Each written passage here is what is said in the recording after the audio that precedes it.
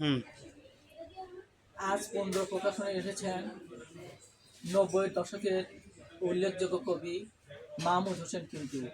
তার সঙ্গে আমরা তার সাহিত্য জীবন নিয়ে কিছু বলবো। পিন্টু ভাই, আপনার প্রথম কাব্যগ্রন্থের নাম কি? আমার প্রথম কাব্যগ্রন্থ নাম হচ্ছে কেউ নেয় না গোলাপ। তারপরে তো 1990 দশকে প্রকাশিত হয়। এটা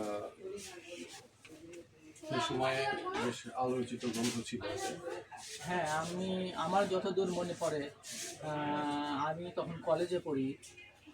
তখন বগুড়ায় এই কাব্যগ্রন্থটা নিয়ে স্কেচ সম্ভবত করেছিলেন শান্ত মাহমুদ, না, মনিরুল ইসলাম। মনিরুল ইসলাম নান্টু।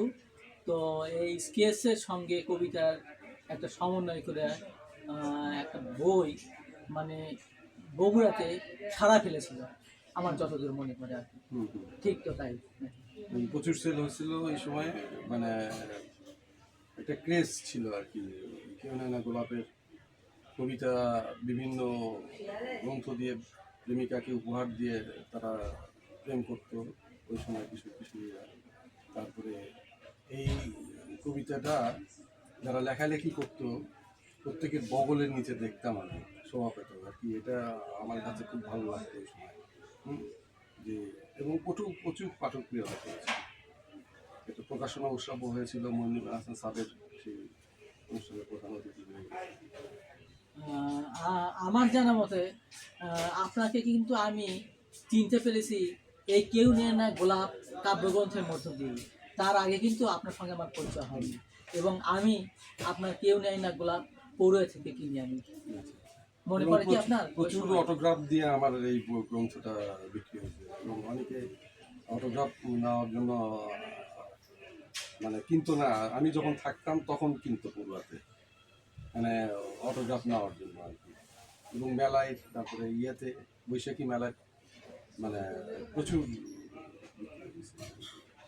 তারপর একে একে আপনার তারপর বের হলো প্রত্ন রোদে শরীর পড়ে, এসো একাকিত্বের অরণ্যে, জল ও নারী, অক্ষরের ফেরিওয়ালা, শ্যাওলা প্রেমের তরল পদ্ম, অচল পদাবলী, ছাপাখানা ইত্যাদি কাব্যগ্রন্থ। এবং উপন্যাস কষ্টবিলাস নামের একটা উপন্যাস ওই সময় হয়েছিল, ওটাও মোটামুটি জনপ্রিয়তা পেয়েছিল। হ্যাঁ, কষ্টবিলাস, কষ্টবিলাস ওটা উপন্যাস। ওটা আড্ডা দিতে দিতে তোমার ওখান থেকে এমআর কম্পিউটারে শিবলি হঠাৎ বলল যে আপনার তো তখন ওটা আগে ধারাবাহিকভাবে তখন উত্তর বার্তায়, সাহিত্য পাতায় ওটা কিছু এপিসোড বাড়িয়েছিল। ওটার নাম ছিল অন্য ভিতরের, মানে আবুল হাসানের একটা কবিতার কবিতার লাইনের নাম ছিল ওই ধারাবাহিক আর কি।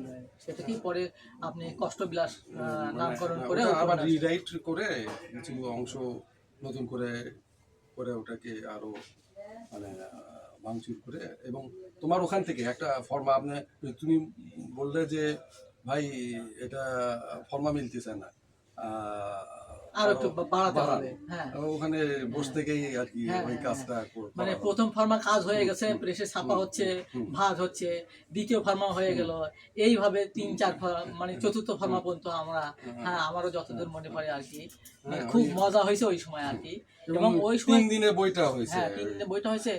এবং তখন কিন্তু একটা বই পড়া বা কেনার একটা মানে খুব ভালো একটা ক্রেজি অবস্থা ছিল কিন্তু তখন।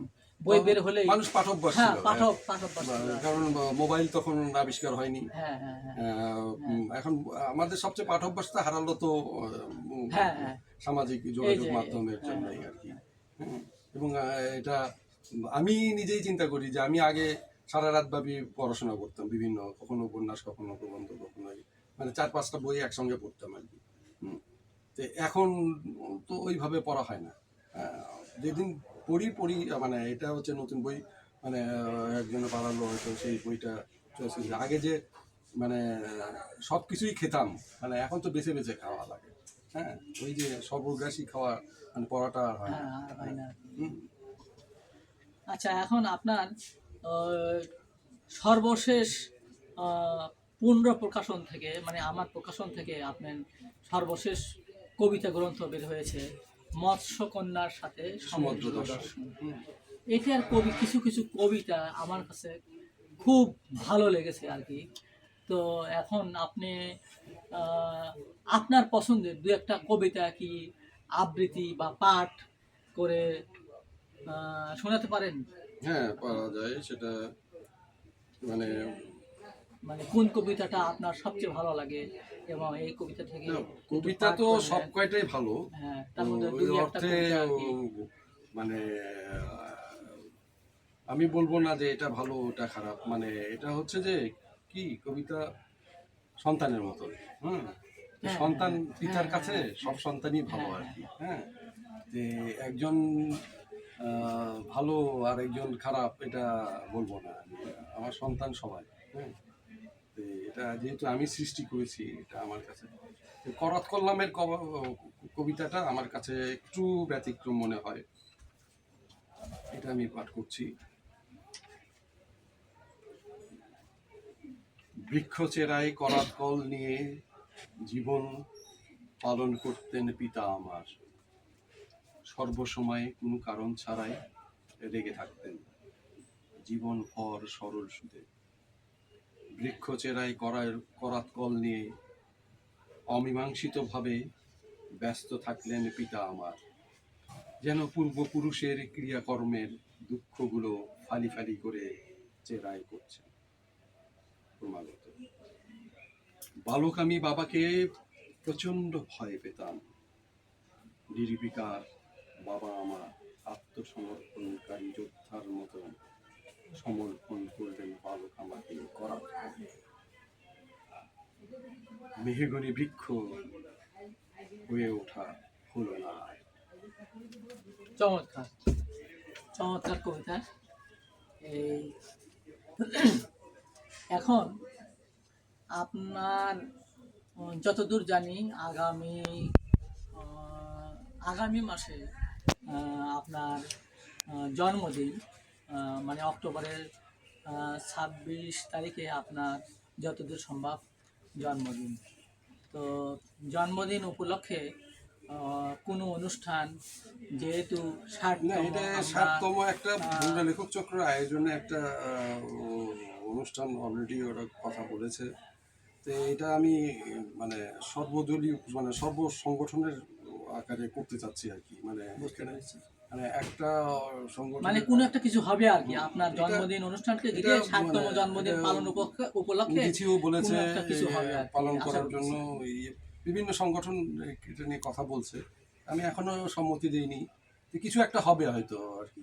আচ্ছা, ধন্যবাদ আপনাকে। এখন সর্বশেষ একটু বলে নেওয়া যায় যে আগামী মেলায় আপনার মানে গল্প, কবিতা বা উপন্যাস আমার কোনো একটা কিছু বের হওয়ার সম্ভাবনা আছে কি? উপন্যাস একটা আসার কথা আছে, মানে এখন কাজ চলতেছে, ওটা এখনো শেষ হয়নি।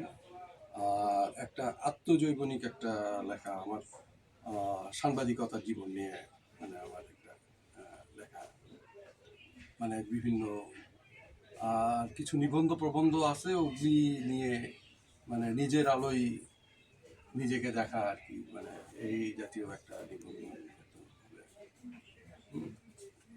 প্রবন্ধের গ্রন্থ, 3টা গ্রন্থ আমরা কবিতা, যেহেতু গতবারই আমার 3টা কবিতার গ্রন্থ বেড়েছে, এবছর আর কবিতার গ্রন্থ করবো না, মানে এটা বের করবো। বুঝতে পেরেছি। তাহলে আমরা আশা করতেছি আপনার মেলায় অন্তত একটা দুটো বই বের হবে। 3টা প্রস্তুতি আছে, এখন দেখা যাক কয়টা হয়। আর আমরা চাই যে আপনার 60তম জন্মদিন ভালোভাবে পালন হোক, আমরা সবাই স্বতঃস্ফূর্তভাবে অংশগ্রহণ করতে পারি, এই আশাবাদ ব্যক্ত করছি। আর প্রকাশনের পক্ষ থেকে আপনাকে অশেষ অশেষ শুভেচ্ছা সময় দেওয়ার জন্য। প্রভাত, তোমাকেও ধন্যবাদ যে তুমি যে আমাদের এক সময়কার সহকর্মী ছিলে, এখানে ঢাকায় এসে যেভাবে তুমি পুজোকে আগিয়ে নিয়েছো, এটার জন্য তোমাকে থ্যাঙ্কস। আর সবচেয়ে বড় কথা, পরিশ্রম মানুষকে অনেক দূর এগিয়ে নিয়ে যায়। তুমি যে পরিশ্রম করছো, এতে তোমার সফলতা অনিবার্য। ধন্যবাদ। হুম।